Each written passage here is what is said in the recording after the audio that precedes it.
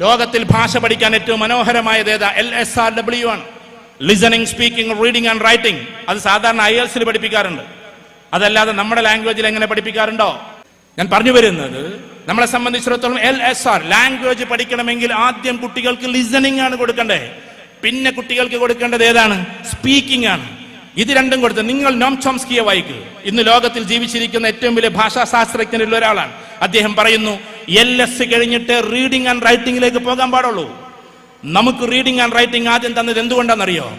ഇവിടെ ഭരിച്ച ഇംഗ്ലീഷുകാർക്ക് അന്ന് ആവശ്യം ഗുമസ്തന്മാരെയാണ്. ഏത് ഗുമസ്തന്മാരെ? തെറ്റുകൂടാതെ എഴുതുന്നവരെ.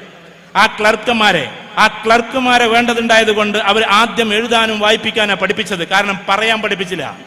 പറയാൻ പഠിക്കണമെങ്കിൽ ലിസണിങ് ആൻഡ് സ്പീക്കിങ്ങിലൂടെ കടന്നു പോകണം. അവിടെ നിങ്ങൾ നിങ്ങളുടെ കുട്ടികളെ ലിസണിങ് ആൻഡ് സ്പീക്കിങ്ങിലൂടെ പഠിപ്പിക്കണം. ലിസണിങ്, സ്പീക്കിംഗ് കഴിഞ്ഞിട്ട് റീഡിംഗ് ആൻഡ് റൈറ്റിംഗിലേക്ക് പോകാവൂ. എവിടെ നിങ്ങൾ നോക്കിക്കോ, നമ്മുടെ തിരുവനന്തപുരത്തെ കടലോര പ്രദേശങ്ങളിൽ കടല വിറ്റ് നടക്കുന്ന കുട്ടിയും പറയുന്നത് ഇംഗ്ലീഷാണ്. ഒരു സിറ്റുവേഷൻ ഉണ്ടായപ്പോൾ അവൻ ഇംഗ്ലീഷ് പഠിച്ചതാണ്.